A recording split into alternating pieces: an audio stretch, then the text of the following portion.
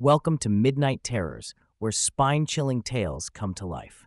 If you're new here, make sure to hit that subscribe button and tap the bell for notifications. You don't want to miss a single story that'll keep you up at night. We're on a mission to grow, and your support is everything. Share these terrifying stories with your friends, family, and anyone who dares to listen. Thanks for being part of the journey. Let's begin. It was a cloudy Tuesday morning when I walked into one of my factories to conduct interviews for several crucial positions. My belief is simple. No resume alone can capture the essence of a person, especially when my company's core values are at stake. So I'd lined up over 200 interviews that day, determined to personally find the right candidates. Most applicants were eager, occasionally a little nervous, but generally straightforward. That was until we called in Paul. He shuffled in, his resume glowing with experience and qualifications that were perfect for the supervisor role. But there was something unsettling about him. He kept his face down, mumbling answers to every question. The strange part, each response was technically correct, yet he seemed almost detached, as if answering through someone else's voice. Unease prickled through the room, but I brushed it aside. I ranked him first for the role on paper, but in the end, my gut feeling won out, and I awarded the position to Henry, the second best candidate. When I announced the result, Paul's head finally lifted. His eyes met mine, bloodshot and unsettling, a piercing red that sent a chill down my spine. He smiled faintly, and in a tone so calm it felt like a whisper cutting through bone, said, "You all shall see and regret today."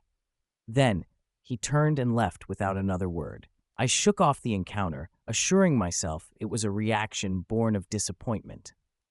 I had just sat down with my morning coffee when my phone rang. The voice on the other end was frantic, breathless. It was a worker from the factory, stammering that there was something strange in the main hall. When I arrived, I was greeted by a sight that would stay with me forever. In the center of the room was a glass bottle, a bizarre display inside it. A whole, unbroken egg was suspended midair within the bottle. No water, no supports, nothing holding it in place. It was as though the laws of nature had simply bent around it. Next to the bottle lay the carcass of a black cat, lifeless, and a small, twisted bird that had seemingly dropped dead mid-flight, its wings splayed at impossible angles. We tried everything to break the bottle. We threw rocks at it, struck it with tools, but it didn't crack, shatter, or even scratch. Silence fell over the room, and fear crept into the corners. The workers whispered in hushed tones, their eyes darting about nervously, convinced this was Paul's doing. Desperate, I reached out to the local church. Within hours, a priest arrived, a man known for his calmness in the face of strange occurrences. He studied the bottle and the carcasses, murmuring prayers, as if sensing something evil. He then shared words that turned my blood cold. "This is no ordinary curse. Whoever did this is powerful and likely rooted in something dark, something occult." At the mention of a cult, I remembered Paul's parting words, his blood-red eyes. The priest explained that curses like this often come with warnings, chilling, inexplicable phenomena meant to instill fear and bring control over the victim. He performed a cleansing ritual, sprinkling holy water, burning sage, and chanting prayers over the bottle and the carcasses. But as the priest's voice grew louder, the bottle began to vibrate, a low hum filling the air. We all held our breath, watching as the egg inside started to spin slowly, then faster until it became a blur, the dead cat's eyes somehow glistening, reflecting the spinning egg. Just when it felt as if everything might explode, the bottle shattered, and the egg fell, cracking open on the floor to reveal nothing. It was empty, and yet the feeling of dread remained. Determined to get answers, I started researching Paul. It turned out he had no family, no records of his past jobs. One of my colleagues mentioned rumors of him leading a group of people, an inner circle, bound by dark rituals, practicing secret rites that granted them unusual powers. Finally, I found someone who claimed to have known Paul in his youth.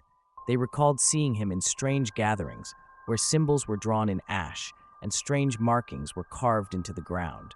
They called themselves the Keepers, a group whose sole purpose was to cast curses upon those who had wronged them. Over the next few days, the factory itself seemed haunted. Strange sounds echoed through empty hallways. Machinery would malfunction mysteriously, injuring workers. Shadows moved across walls with no one there to cast them. I felt Paul's presence in every creak, every darkened corner. On the seventh day, I returned to the factory at dusk, determined to end this. In the main hall, a cloaked figure waited. It was Paul. His eyes, still a terrifying shade of red, met mine with a grin. "You didn't think it would be over so easily, did you?"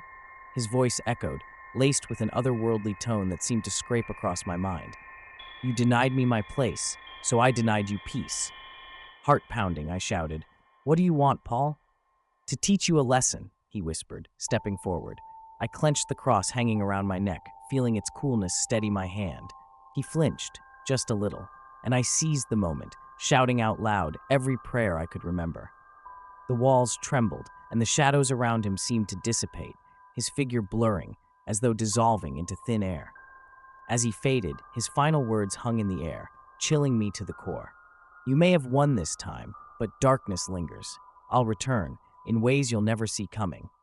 When he vanished completely, I felt the air lighten, the strange curse lifted, but Paul's threat echoed in my ears for days to come.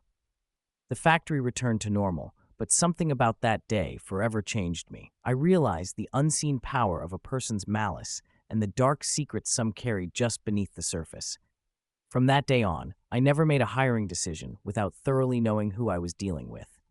If you think that's creepy, trust me, it's just the beginning. Hit that subscribe button right now because you won't want to miss what happens next.